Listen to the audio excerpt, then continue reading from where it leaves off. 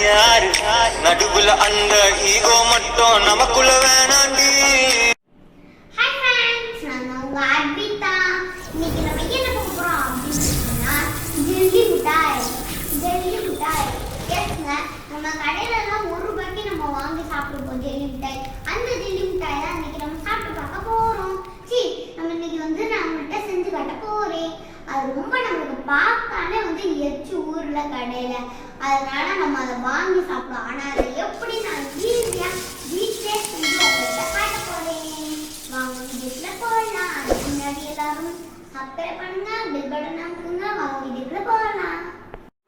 இப்போ நம்ம ஜெல்லி மிட்டாய் செய்யறதுக்கு நம்ம என்னென்ன தேவையான பொருட்கள் எடுத்துக்கோம் நம்ம வாங்க பார்க்கலாம். ஃபர்ஸ்ட் வந்து ஆரஞ்சு வந்து என்ன இந்த கலர்ல இருக்குன்னு பார்க்காதீங்க. இது வந்து நாட்டு ஆரஞ்சு, அதனால தான் இந்த கலர்ல இருக்கு. சாரி, ஒன்றும் நினச்சிக்காதீங்க. அதுக்கப்புறம் பார்த்தீங்கன்னா சீனி.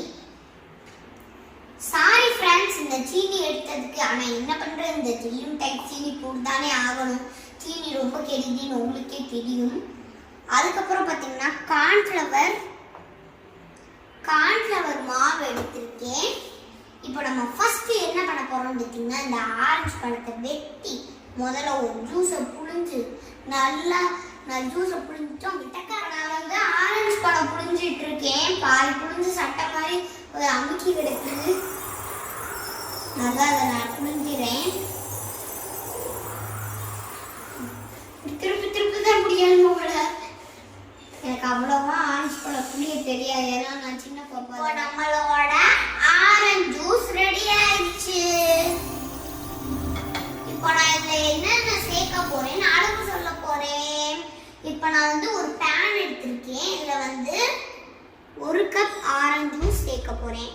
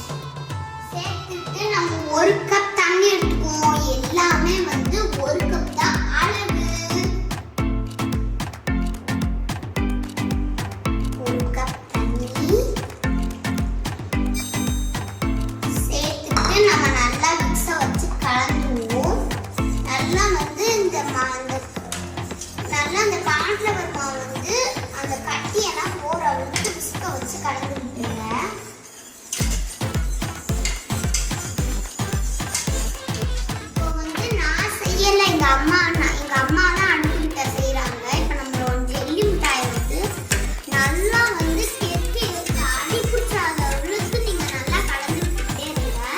நல்லா அடிச்சு பிடிக்காத அளவுக்கு நீங்க கலந்துட்டு கெட்டியா வர வரைக்கும் நம்ம நல்லா கலக்க வேண்டாம். நல்லா கெட்டியா இருந்து பார்த்தீங்களா, அப்பதான் கொஞ்சம் கொஞ்சமா கெட்டியாகவும் ரொம்ப நேரம் கெட்டியாகாது. ஒரு 10 நிமிஷம்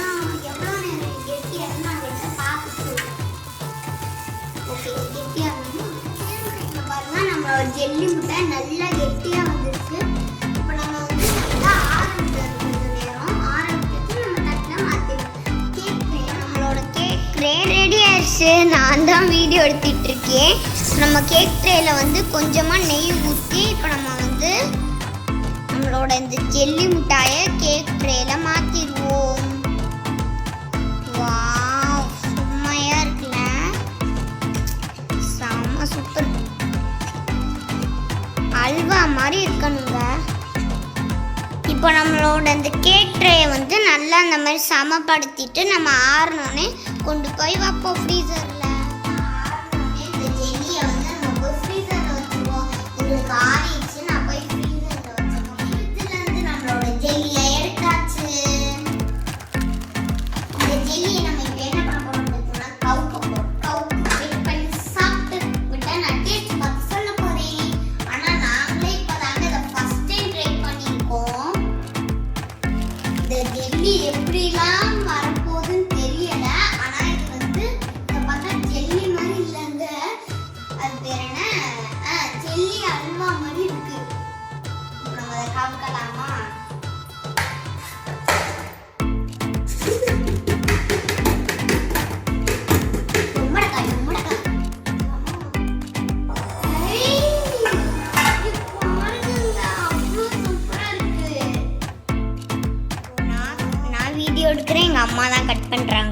கத்தி வச்சு.